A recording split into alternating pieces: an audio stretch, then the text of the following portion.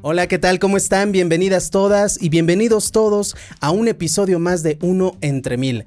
Gracias, de verdad, muchísimas gracias por darle play a este podcast. Yo soy Rubén Esponda y te invito a que nos sigas en las redes sociales.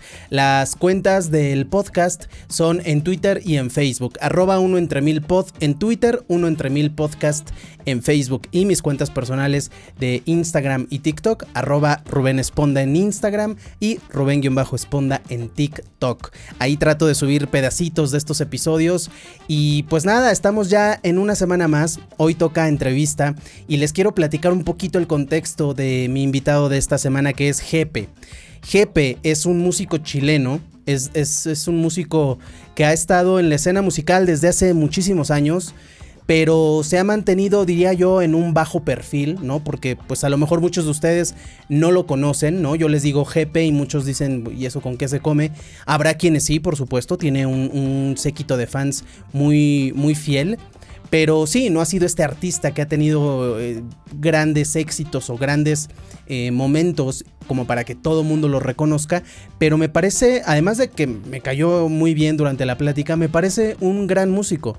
Me parece una persona y un artista muy auténtico, y eso se agradece. Y bueno, esta entrevista se grabó para un programa de radio el año pasado, la rescato ahora para este podcast. Quiero rescatar algunas cosas que platiqué con Jepe. Hablamos del proceso creativo a la hora de componer, hablamos de las mujeres que lo inspiran, sus musas. Él creció en una familia rodeado de mujeres y eso le influye mucho a la hora de componer. Hablamos de la vida del artista, hablamos de lo que es picar piedra, ¿no? Y de cómo cambia tu vida cuando nadie te conoce y cuando de pronto pega algo y de pronto ya empiezas a ser el artista. Y hablamos también un poco del síndrome del impostor, que es un tema que ya tocamos en este podcast. Y pues a mí me pareció increíble que alguien que está acostumbrado a salir a un escenario, a tener fans, a tener seguidores, pues también de pronto le cuesta trabajo creérsela. No es porque sea mi invitado, pero creo que es de estas pláticas que nos aportan. Yo me quedé muy satisfecho con la conversación y creo que no necesitan conocer a Jepe o no necesitan ser fans de Jepe o no necesitan conocer la música de Jepe para interesarse en lo que van a escuchar a continuación y lo que van a ver. Los invito a que se queden, de verdad es una charla que vale mucho la pena y pues nada, díganme qué les parece, denme sus comentarios en las redes sociales. Yo me despido, muchísimas gracias, soy Rubén Esponda, gracias de verdad, gracias por estar en este programa. Los dejo en la entrevista de Jepe, aquí en Uno entre Mil. Porque todos tenemos algo que contar. Bienvenido a Uno entre Mil, el podcast de Rubén Esponda. Mi querido Jepe, ¿cómo estás? ¿Qué tal? Muy bien, ¿tú? Muy bien también, gracias por estar aquí. No, gracias por la invitación, la verdad que me parece que esto va a estar bien entretenido, así que contento. Muchísimas gracias. Pues me gustaría que empecemos a hablar de esta canción. Yo te conocí, bueno, conocí tu música hace unos 6 años y después me interné más en tu carrera, en tus canciones, como que me parece que eres como un artista bien particular, que hace música bien particular, que no va como con alguna corriente. Acá en México, y me imagino que en Latinoamérica también llegaron a conocer o se escucha esta música de Jimena Sariñana, Carla Morrison, Natalia Lafourcade, que de pronto van como en la misma ola, ¿no? Y que hacen cosas extraordinarias, pero son como parte de lo mismo. Y de repente como que tú eres un artista que hace su música muy...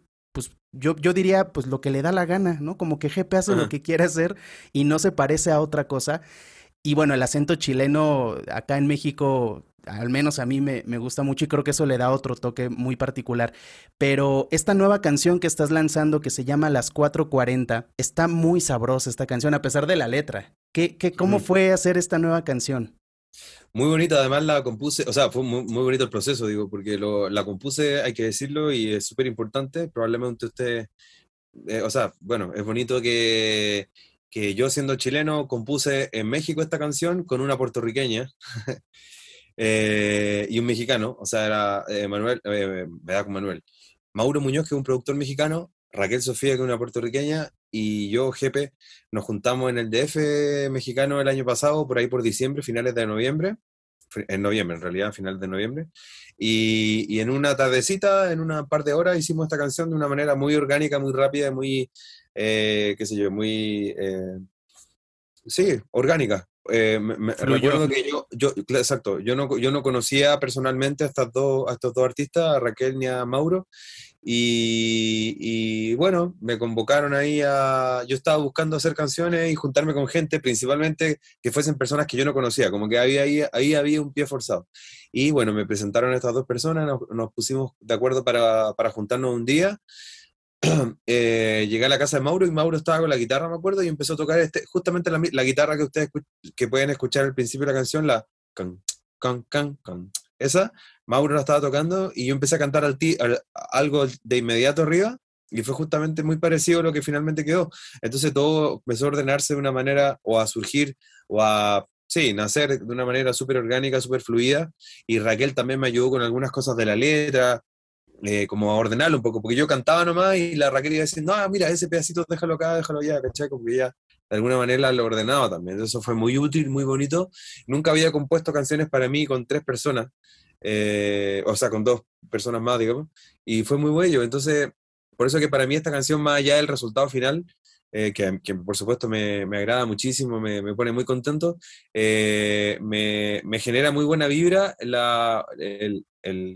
el origen, o sea, digamos, la génesis de esta canción que sucedió de la manera que le acabo de comentar. A mí me llama mucho la atención esto de que dices que no habías compuesto con otras personas, ¿no? Y sí, bueno, tu carrera ha sido, eres cantautor y bueno, pues tu proceso siempre ha sido en solitario.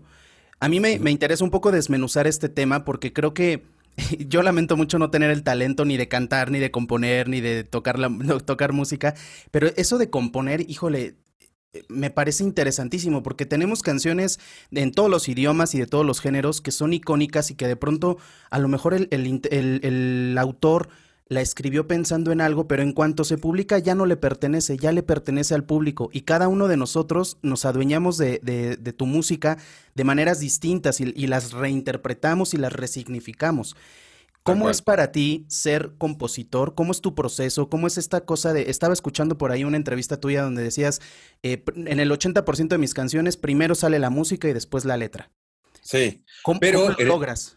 pero en el 20% creo yo que es cuando, o sea, en realidad el 10% yo diría de las canciones que he hecho eh, surge y probablemente, o lamentablemente un porcentaje inclusive menor, sale letra y música al mismo tiempo, que ese es que el momento mágico, ese es el momento así como cuando me siento y agarro la guitarra o el piano o lo que sea, y es como, me gustan tus ojos, ¿cachai? Como que sale al tiro la melodía que finalmente termina quedando en la canción, eso que ya es un momento mágico y donde todos los astros están alineados, los chakras, los, qué sé yo, todas las cosas.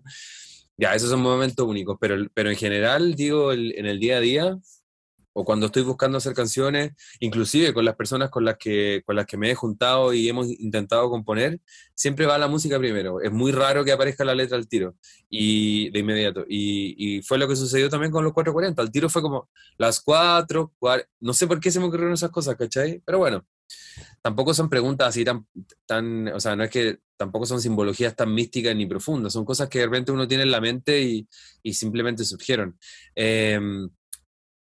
Pero yo creo que por lo menos a mí se me da la música más de manera más expedita. Es como, a ver, no sé, Ah, tengo, para la gente que nos escucha en este momento, Jep está tomando su guitarra.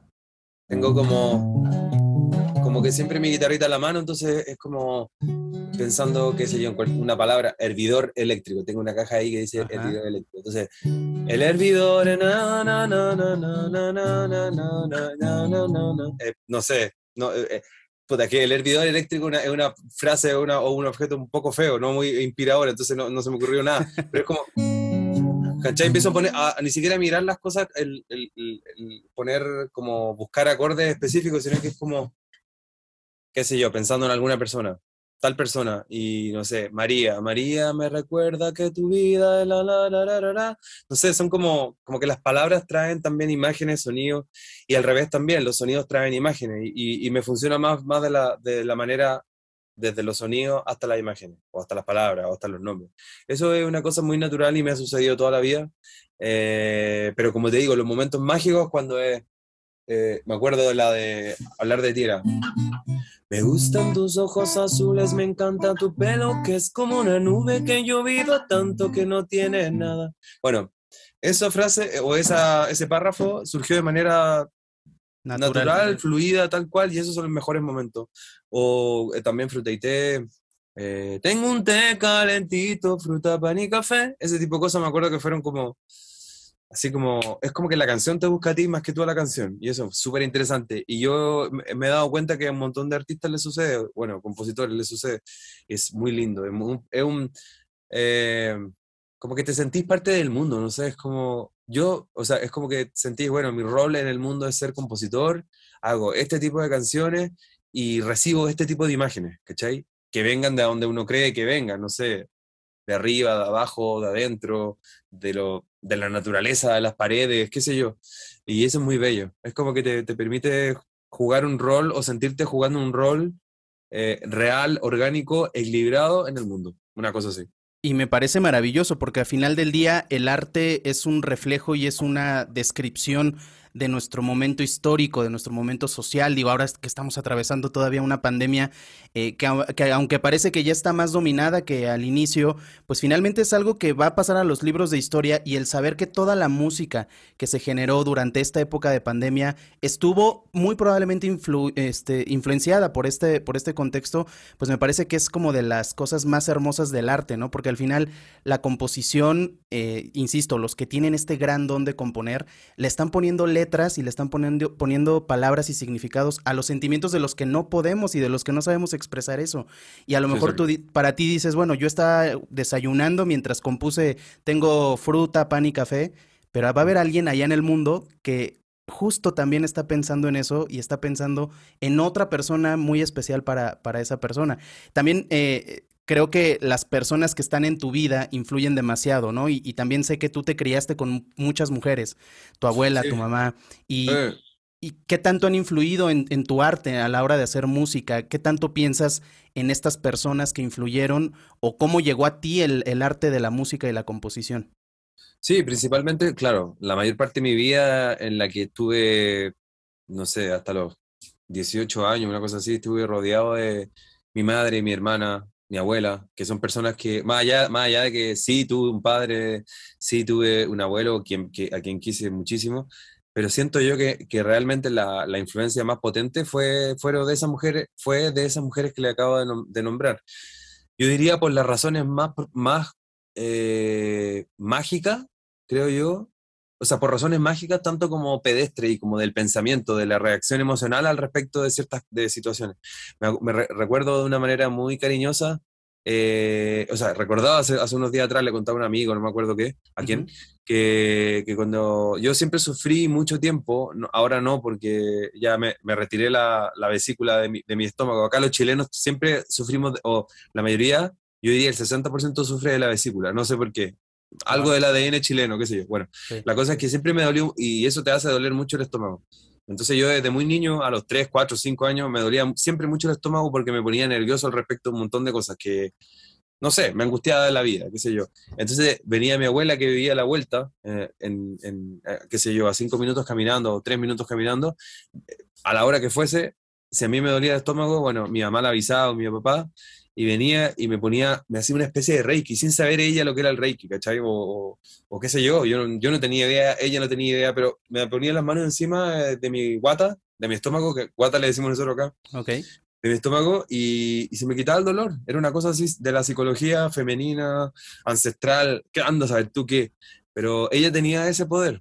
Al mismo tiempo, dicen que las abuelas te malcrían y los padres, y las madres y los padres te crían, ¿no? Sí. Bueno, ella también tenía como ese rol como de desdibujar, ¿cachai? Como abrir caminos más que de limitarlos. Eso también fue muy importante. Bueno, y la emocionalidad también de mi mamá y mi hermana, que son dos personas súper distintas también. O sea, hay un grandes matices, perdón, grandes diferencias entre ellas dos con las cuales me crié, etcétera. Entonces, bueno, esos han sido personas muy importantes y yo no sé qué pasa, pero hoy en día, yo creo que sobre todo la pandemia, como el estar siempre mirando hacia adentro, me ha hecho revisar ese tipo de situaciones. Eso que le acabo de contar acerca del estómago, este asunto del Reiki, me acordé el otro día y han sido como reflexiones, digamos, de este último tiempo que me imagino yo que tienen que ver con, bueno, la cantidad de problemas que están sucediendo en todo el mundo y en nuestros países también, como que de alguna manera la manera de salvarse de toda esa cantidad de información o de descansar un poco de esa cantidad de información es volverse hacia adentro y mirarse y revisar tu historia y etcétera. Entonces, por eso que me da la impresión de que, o sea, por eso que creo que estoy en un momento muy revisionista, o sea, como Como mirando, introspectivo. introspectivo, exacto, esa es Ujú, la palabra. ujú. Y, Así que más o menos eso. y por ejemplo, como músico, como artista, como compositor, ¿cada cuándo te llegan estos momentos de introspección? ¿Cada cuándo? Porque yo digo, no sé, yo me imagino que de pronto cuando te llega el éxito y la fama, dependiendo del concepto que cada uno tenga de éxito y de fama, ¿no? Pero cuando te llega el éxito, pues tal vez es muy fácil perder el piso porque donde te paras alguien te va a pedir una foto, un autógrafo y te vas a sentir pues alguien importante y es muy fácil que el ego te domine. Y en este programa hemos tenido invitados de todo tipo y hemos hablado mucho del ego por fama, por dinero, por éxito profesional. ¿Cada cuánto te ha sucedido, cada cuánto te sucede esto de decir, a ver, paremos? Ahora fue por la pandemia y que a todos nos obligó a parar y a reflexionar, pero antes de la pandemia, Claro. ¿te había sucedido que de pronto perdieras el piso y de decir, pues soy jefe, soy un artista, gano dinero con mi música? O te has llevado tu carrera siempre en el mismo tenor de decir, pues aquí estoy y sigo siendo el mismo jefe que le curaba a su abuelita con las manos. Ajá. ¿Te sucede esto de perder el piso de pronto? Yo creo que sí, en el sentido a ver, de que gran parte de la gente que me rodea tiene horarios de lunes a viernes y Ujú. yo no, po. O sea, yo vivo de lunes a... O sea, el lunes puede ser para mí un domingo, el martes puede ser un viernes, ¿me entendís? Como que no hay un orden en eso. Entonces, muchas veces, más allá de yo sentirme por sobre los demás, me sucede lo contrario, que es como, siento que yo como que me caí del tren y el tren sigue y yo no estoy en el tren y todo el mundo lo está, o la mayoría, como digo, la gente que me rodea, mis amigos, que tienen horarios por muy artistas que sean o que se dediquen a cosas relativas, o diseñadores, diseñadoras, etcétera. Bueno, tienen horarios de lunes a viernes. Y a mí no me sucede eso, o sea, qué sé yo, yo muchas veces me he sentido aparte, así como, uy, y yo hago canciones, qué sutil, digamos, o qué poco objetivo, qué poco material, qué poco comprobable, qué poco, son canciones, son cosas de 3 minutos, como que tengo un poco como ese rollo de no de enaltecerme ni de sentirme tan especial, Sino sino que de todo lo contrario, bajarte. de bajarme, sí. Entonces me nivelo diciendo, ¿sabes qué? En realidad me nivelo diciendo con algo, o sea, lo relaciono con algo que dije hace un rato al respecto de la composición, de que al final los compositores, los artistas en general, ocupamos un espacio tanto como lo ocupa, tanto como ocupa su espacio también en la sociedad un periodista, una médica, qué sé yo, un chamán, un señor que barra la calle, no sé, todo el mundo ocupa un lugar que aporta una cierta cantidad de energía. Entonces, yo me nivelo pensando en eso, ¿cachai? Y debo decir que sí, me sucede en mayor cantidad de veces que me nivelo, que me siento como más abajo, como me tiro para abajo. Y claro, sin duda que eso no es sano, no es bueno para nada, me desubica y me saca un poco Es como del, una del- especie de autosabotaje, ¿no? tal cual. ¿Saben Sí. qué? Mira, tengo una anécdota muy buena. No sé si conocerán a Javiera Mena, probablemente sí. Ujú. Bueno, ella es una artista chilena también, más o menos de la misma generación que yo. Entonces, de las primeras veces que salíamos fuera de Chile, recuerdo uno de nuestros primeros viajes a México, el año 2007 o 2008 por ahí, estábamos saliendo de Chile, o sea, como pasando a la policía para avisar que íbamos a salir, ¿no? Ese trámite, ¿no? Entonces, en ese momento uno tenía que poner profesión y tú tenías que llenar, digamos, y la Javiera, y yo y la Javiera nos preguntamos, oye, ¿qué ponemos? ¿Ponemos que somos músicos? ¿Me entendís? Como que no nos Claro. creíamos lo que éramos. Entonces, siempre me encanta esa anécdota porque tiene mucho que ver sobre la generación a la cual pertenezco o pertenecemos con la Javiera, a cómo somos como chilenos también, que nos cuesta creernos las cosas, nos cuesta como que somos bien buenos para los autosabotajes, creo yo. La gran mayoría, no todo.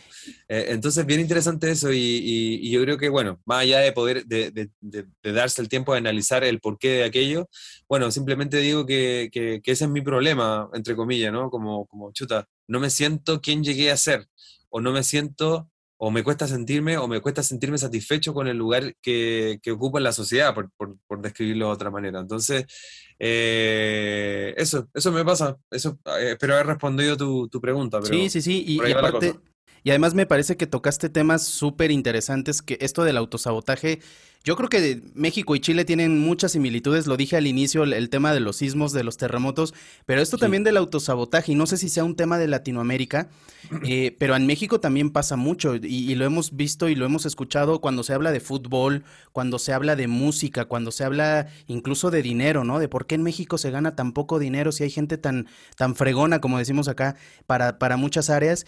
Y me parece curioso que alguien como tú, con tanto talento, y seguro te lo han dicho mil veces y tú mismo te lo has de decir, ¿por qué me suelo autosabotear, no? ¿Por qué si de pronto tienes a miles de fans viéndote con otros ojos, por qué no sucede esto? Y yo creo que al final del día, pues es una cosa del ser humano, al final del día, porque también si te sintieras como te ven los fans, también dirían que soberbio, que cuánto exacto. ego, Sí, ¿no? O sea, también nos vamos a los extremos a veces, pero sí creo que ahí te entiendo perfecto y también creo que tiene mucho que ver con el arte, porque nuestro trabajo, el tuyo por supuesto, la música, está a la merced de todos.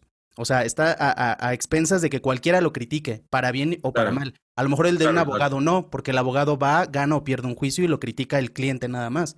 Pero un artista, y ahora con las plataformas digitales, híjole, tú lo debes ver con tus números en Spotify, te escuchan en todos los países, gente que ni habla nuestro idioma, y entonces te sientes, como me imagino yo que estamos como en una posición, o estás en una posición muy vulnerable, y entonces es muy fácil caer en esto del autosabotaje. Exacto, sobre todo cuando, por ejemplo, sacas un single, un disco o qué sé yo, y un disco que tú amaste hacerlo y te encantó, te gustan mucho las canciones, etcétera, etcétera, pero nadie lo escucha, ponte tú, o la gente no lo escuchó tanto como tú pensabas que le iban a hacer, o qué sé yo, y eso como que, y eso lo puedes comprobar de manera muy rápida. Entonces, claro, como dices tú, eso es como que te genera al tiro una reacción neurótica, como de, no, pero ¿cómo no les gusta? Pucha, ¿quién soy? ¿Para dónde voy? ¿Por qué estoy haciendo esto? ¿Me entendí? Ujú. Entonces es heavy, porque además, porque tú, no sé, alguna reunión con algún sello discográfico, con alguna agencia de promoción musical, siempre averiguan previamente cuáles son tus números al respecto del terreno, del territorio al cual querés ir y tocar, ir y hacer un concierto. ¿Me entendí? Es todo inmediato, la información. Y todo es Entonces, claro, juzgable, ¿no? todo jugable, exacto, esa es la palabra. Sí. Y eso sin duda que hiere sensibilidades, que genera, eh, no sé, complicaciones del ego también, porque el ego artístico, sobre todo la música, donde la respuesta es tan inmediata, no así pintar no así pintar un cuadro, ponte tú que tú pintas tu cuadro en la intimidad de tu taller y después lo muestras, pero tú no estás mostrándolo, ¿me entiendes? O sea, el cuadro queda ahí, y bueno, como que tiene otro tiempo, más lento. En cambio, la música se va demostrando su efectividad, entre comillas, de manera más inmediata. Sacas tu canción o tocas en vivo y te va a ver cierta cantidad de gente. ¿Llenaste o no llenaste? Qué sé yo, cuánta gente cabe en la plaza en la cual te están yendo a ver, cuánta gente escuchó tu canción, es todo medible, entonces está todo ahí, ¿cachai? Igual genera un estrés bien fuerte, la verdad. Sí, me imagino, y con las redes sociales que estás leyendo en tiempo real las opiniones, pues todavía más. Y me Ujú. gustaría preguntarte ahora, ¿quiénes te han influido desde tus inicios de la carrera? ¿Qué artistas son los que han marcado para que tú formes tu propio estilo? Porque, insisto, y vuelvo a lo de nuestra profesión, ¿no? Que obviamente tú eres músico y no tiene que ver con la radio como tal, pero finalmente es un trabajo con la voz y es arte y con la música y el oído y demás. Y siempre nos dicen, busca tu propio estilo. Está bien que admires y que te bases en ciertas personas, en tu caso, pues músicos, cantantes, pero busca tu propio estilo. ¿Tú crees que sí debes buscar tu propio estilo o no pasa nada si un día te pareces a, no sé, a John Lennon o a quien sea que tú admires?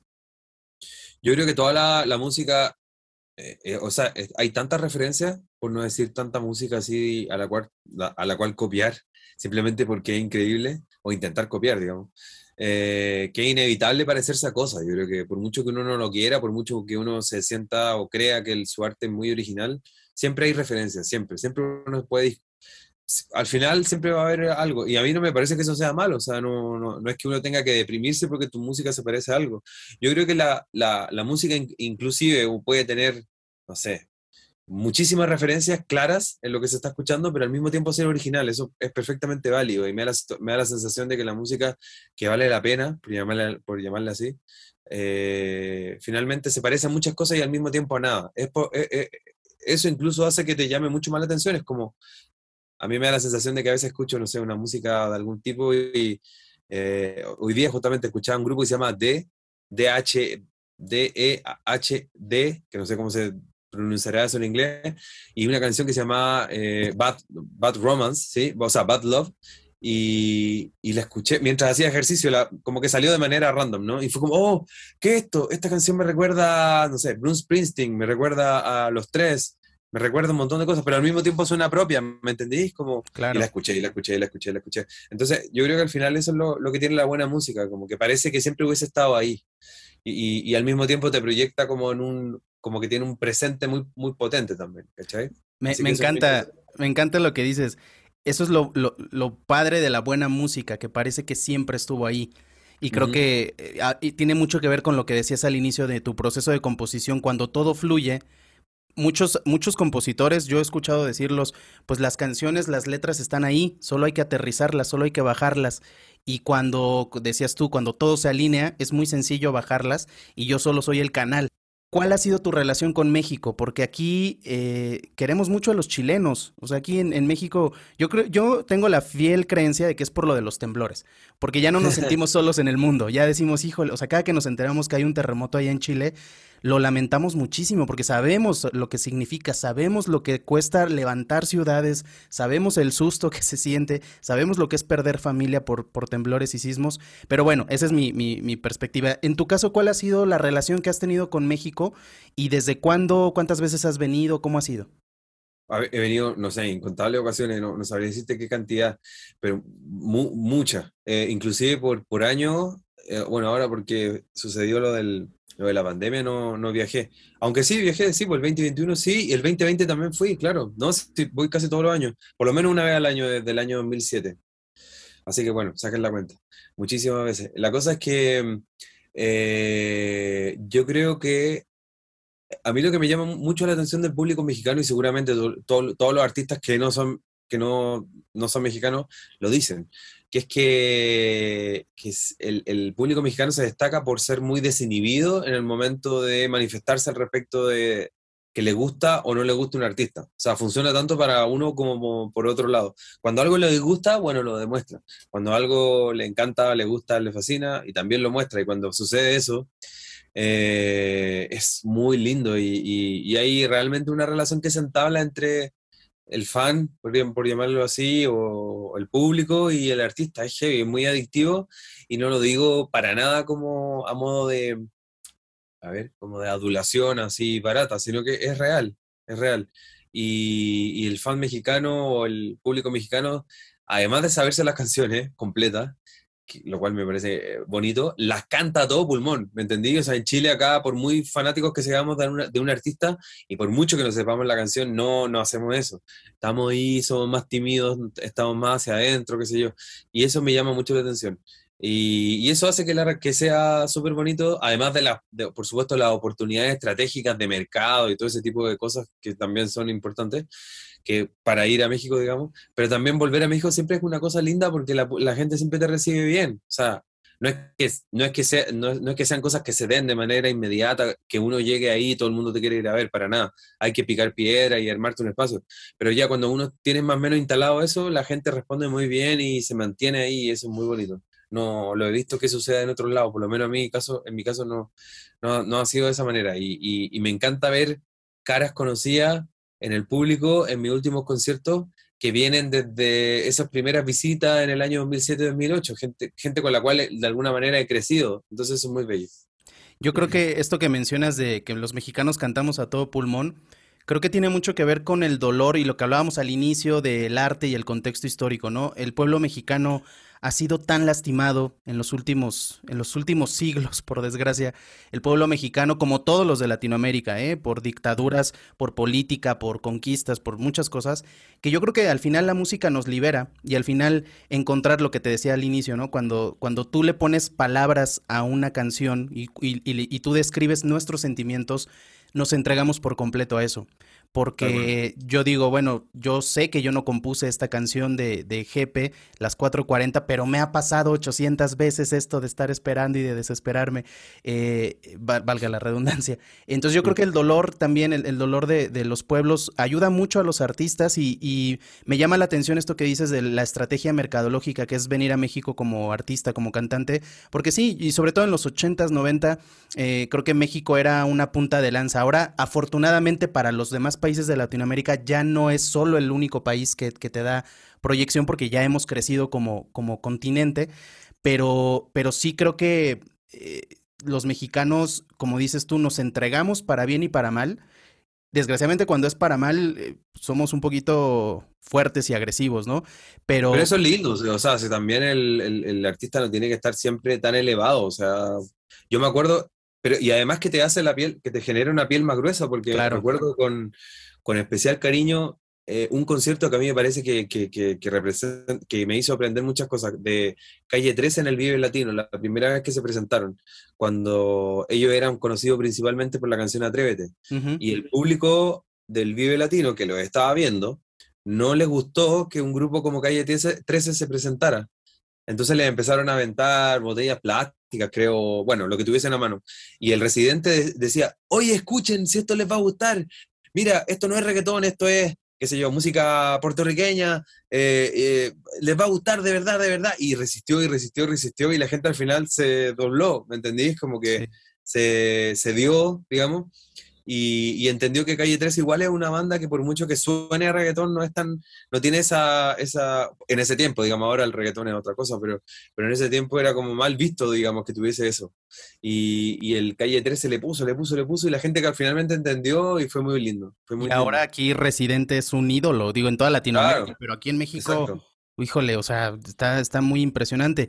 Y también quiero hablar contigo de esta cosa de compartir talentos, ¿no? Esta canción de las 4:40 fue una coautoría y es la primera vez que compones con más de una persona, vaya, que no compones solo, pues.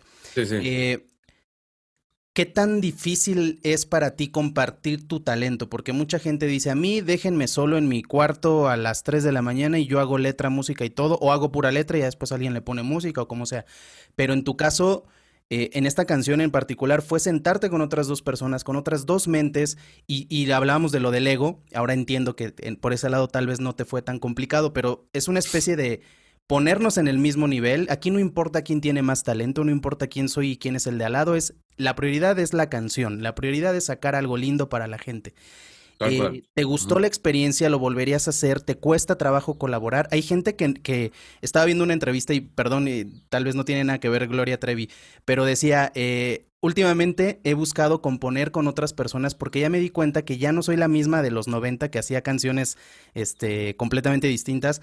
Ahora empiezo a componer y me quedo dormida, no porque no me interese, sino porque ya estoy muy cansada. Si compongo con alguien, me obligo a estar despierta y a sacar nueva música. Pero bueno, es Ujú. un ejemplo. En tu caso, ¿cómo es? ¿Te cuesta trabajo compartir el talento? No, ahora yo estoy adicto a las colaboraciones. De hecho, todos los días, o trato de todas las semanas por lo menos, juntarme con algún compañero o compañera a componer. Digamos, eh, no sé, me parece como que la única manera, inclusive ya es que yo soy bien obsesivo, es como que ahora siento que la única manera de hacer buenas canciones es colaborando, ¿cachai?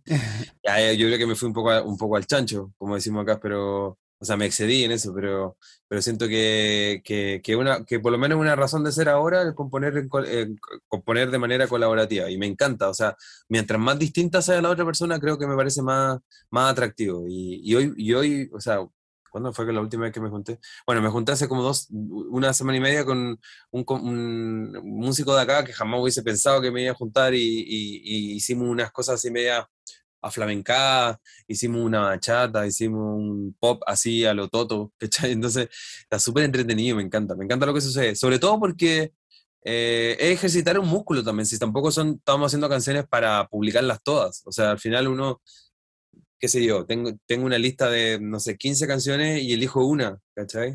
Para grabar, Claro. o dos, qué sé yo. Y después sigamos acumulando. O sea, la idea es hacer muchas canciones para tener dónde elegir y encontrar la que te parezca que tiene más sentido. Entonces, Sí, estoy súper metido en la cosa colaborativa y me encanta que no sea algo que sea exclusivamente de un momento, ¿me entendí? Hasta el día de hoy me encanta hacerlo. ¿Y Llevo varios meses haciendo. con quién te gustaría tener la siguiente colaboración? Que, así que digas, híjole, este artista es mi sueño y el día que haga algo con él o con ella, podré No, morir en paz. muchos, o sea, no sé, Manu Chao, por ejemplo, me Uf, encanta. Siempre me ha sí, gustado y encuentro que tiene una identidad tan clara que lo que salga de esa cabeza, digamos, y mano, va a ser siempre va a bueno. tener una identidad muy potente. El problema es que él es muy Manu Chao, muy Manu Chao. Suena redundante, pero es así. O sea, yo estoy seguro que él ha colaborado con otras personas, pero siempre suena muy él. Pero me Ujú. encanta el desafío de me encantaría, sería un sueño hecho realidad poder componer con él. Y así, con muchas personas, que sé yo. Bueno, no sé, Natalia, Carla, con quienes sí he cantado y grabado, pero nunca he compuesto. Y también creo que es una cosa de la pandemia, no sé si estés de acuerdo, la pandemia nos trajo y nos enseñó que podemos trabajar desde casa, que puede haber, aunque no es lo mismo, y muchos preferimos los conciertos presenciales, bueno, también podemos un día estar acostados en nuestra cama, pagamos un boleto virtual y tenemos un concierto en línea, que Claro, eso ustedes es lo mismos mejor. sacaron música y trabajaron desde casa, ya no iban a los estudios y los que tienen estudio en casa pues se vieron más beneficiados. Entonces creo que también esto de las colaboraciones vino a raíz en gran medida de la pandemia y creo que es de las cosas buenas que nos trajo la pandemia y que ojalá no se terminen porque antes era, híjole, o sea, yo no sabía que tal artista se llevaba con este otro. Estaba escuchando también que no sé si ya pasó o vas a tener una presentación con Beto Cuevas, que decías, no sé si vamos a estar Pasa, juntos. Va a suceder apenas. sí. Y yo no sabía que, o no me hubiera imaginado que son amigos, ¿no? Y de pronto digo, pues claro, son compatriotas, ¿cómo no van a ser amigos? Entonces creo que esto vino, es algo bueno que vino para quedarse y me parece increíble porque sí, de pronto colaboraciones que no te imaginabas o que incluso decías son artistas antagónicos, de pronto ya están en una misma colaboración. Claro, o sea, con Beto sí, definitivamente es una persona de otra generación, de generación anterior y todo, pero yo lo admiro muchísimo y o sea, yo he tocado con La Ley varias veces, él me invitó a cantar y ha sido muy bonito. A mí es un grupo mítico, o sea, mítico de Chile, ¿me entendí? Es muy Sí. importante, entonces es sin duda que es un honor el que nos inviten a compartir escenario con su música, digamos. Así que increíble. ¿Y qué opinas acerca de la madurez, y lo digo entre comillas, la madurez artística, ¿no? Mucha gente dice, mi mejor canción o mi mejor película o mi mejor libro es el que está a punto de salir, el que todavía no escribo, el que todavía no compongo. Y tú dices en una entrevista que escuché también tuya, que tu disco más maduro fue el primero y que no vas a llegar a eso nunca. Me llamó ¿Verdad? muchísimo la atención. O sea, Sí. de pronto yo diría, ¿por qué no dice como todos los demás que es el que viene o el actual? Y creo que tiene que ver, no sé si con esto del autosabotaje o simplemente dices, a ver, pues O era sea, otra época que sea el más maduro no significa el que más me gusta. O sea, a mí o me el encantan mejor, todos ¿no? exacto, el mejor, el más efectivo, el qué sé Ujú. yo. No, es el disco más maduro en el sentido de que fue el disco más, como con menos neurosis que he hecho. Así como, quiero grabar estas canciones que me gustan, listo. No tengo ninguna otra pretensión. ¿Me entendí? Como el grado de tranquilidad espiritual, así como de estar tranquilo grabando sin ninguna pretensión. Eso encuentro que es la madurez máxima y que es o sea, imposible, yo diría, nunca la he tenido de vuelta, ¿cachai? Como que me encantaría un día grabar un disco y decir, ¿sabes qué? No me importa quién escuche esta cuestión, realmente lo estoy haciendo para mí. Nunca, eso nunca lo he sentido desde ese primer disco. A eso me refiero con madurez, ¿me entendís? Como estar Ok. sobre las expectativas, ¿cachai? ¿Y tú O sea, bueno, eso. crees que la industria musical es, no sé qué palabra utilizar? Vaya, es dura en ese sentido. La industria musical te lleva a ese estrés, a esas expectativas, a todo lo que decías hace rato, todo es medible ya. O sea, sí, no, o sea, tampoco es que yo me vuelva loco, ni mucho menos, pero siento que me encanta, o sea, lo que pasa es que se volvió una cosa muy interesante el generar un diálogo con el público, es decir, cuando yo hago un disco, el que sea, o alguno de los discos que he hecho, siempre pienso, sobre todo los últimos cuatro, ¿sabes qué? No, mira, esta canción debería yo cambiar esta palabra por esta otra porque creo que así se va a entender mejor, ¿cachai? Porque sí, quiero que se entienda, ¿me entendís? Quiero Y que se antes entienda. solo bastaba con que tú le entendieras. Lo primero, el primer disco, pero el primer disco, el segundo también, pero sobre todo el primero era así como, no, esto lo hice para mí, o este soy yo nomás, no tengo ninguna pretensión. Y además, más que cerrarme a que la gente lo escuche, es como, no sé, nunca pensé que nadie lo iba a escuchar también, ¿me entendí? Como que no había nada, no había ninguna neurosis, no estaba enojado con nadie, no era como, no, esto no quiero que nadie lo escuche, para nada. Era como, esto lo estoy grabando porque simplemente quiero grabarlo, ¿me entendí? Ujú. Y porque me representa y qué sé yo. En cambio ahora siempre es como, oh, mira, con esta canción, esto capaz que no se entienda, ¿no? Ya, mejor lo saco. Ya, entonces voy a generar un concepto que se entienda de esta manera. Siempre yo estoy pensando en eso, ¿se va a entender de esta manera o se va a entender de esta otra? Más allá de que piense que haciendo tal o cual canción, hablando de tal o cual tema, vaya a dominar el mundo, ni mucho menos. O sea, esa sí que es la neurosis máxima. O piense yo que si hago esta colaboración, ya no, con esta colaboración la rompo y qué sé yo. No. Es como que ahora me gusta entrar en un diálogo también, después de 8 discos, obviamente que uno ya tiene un recorrido y tiene un lenguaje establecido, que la gente espera que tú mantengas parte de ese lenguaje, pero que también te mantengas fresco también. Entonces, a eso me refiero que hay expectativas. Yo tengo expectativas acerca de mi propia música, entonces eh, tiene que ver con eso. ¿Me entendís? Como, eh, claro, el instante de madurez más puro, más prístino y más honesto siempre va a ser ese primer disco que se llamó G Pinto, porque realmente estaba en un momento así, quiero grabar, estas son las canciones, esto quiero decir, y se lo estoy diciendo al universo. Y qué lindo que sea así, y nunca más fue así, ¿cachai? Sí, y ese disco que fue en 2005 Ajá, fue hace 16 años, 17.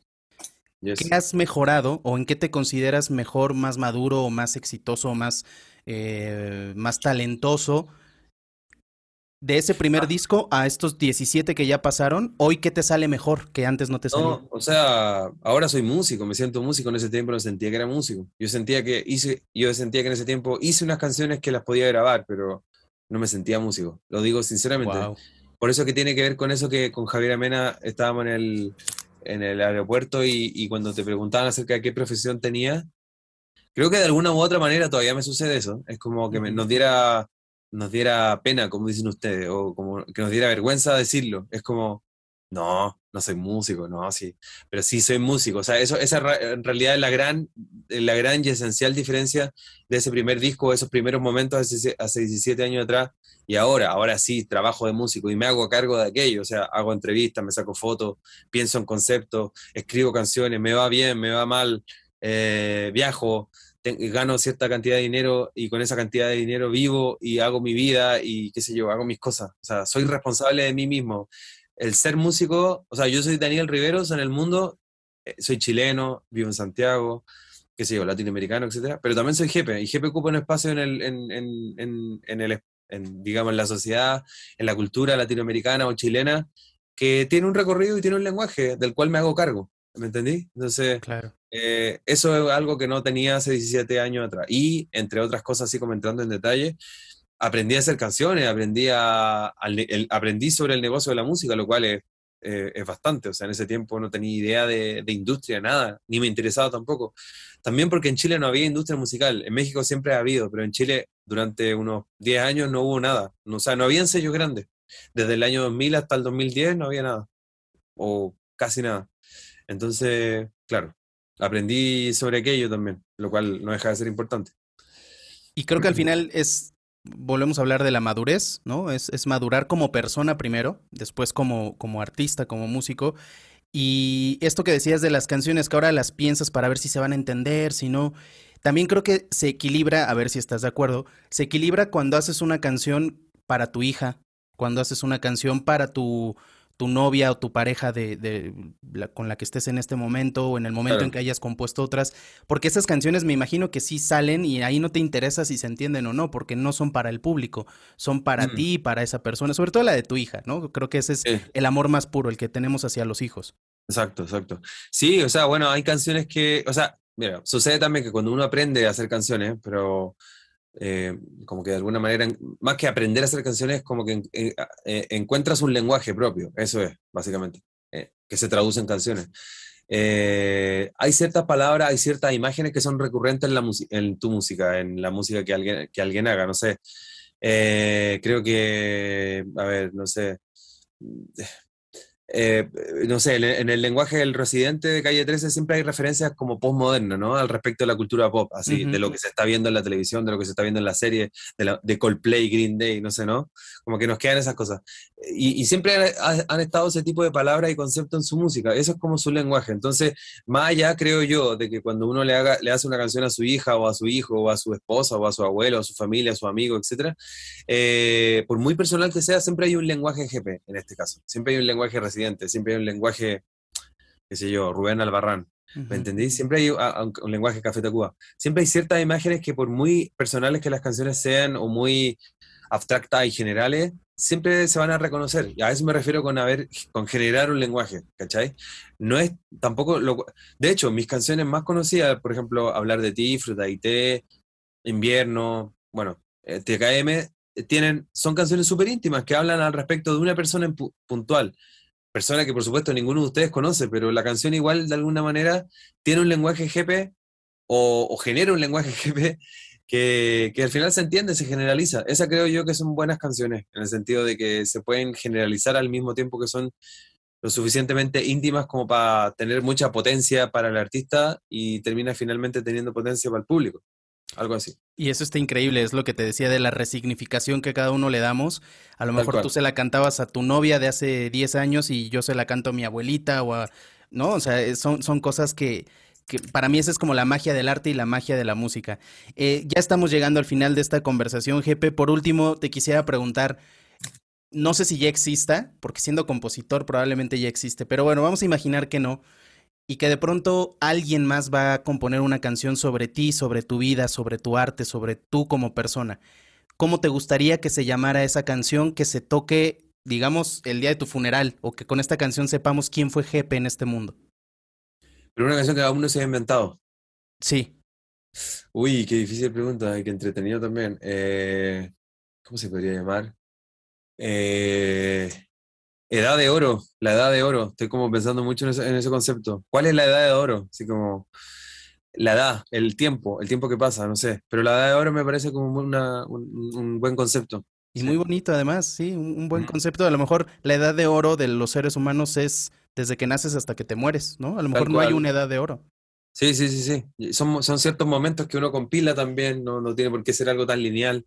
Claro. Bueno, no sé, ese concepto me gusta. De hecho, tengo una carpetita aquí en mi computador que se llama La Edad de Oro, donde voy metiendo los demos que tengo ahora. Qué bonito. La otra carpeta que tengo donde están las canciones que he hecho con otras personas se llama Compartir y Sobrevivir. Ese también puede ser o no. Muy bien, me gustan los dos.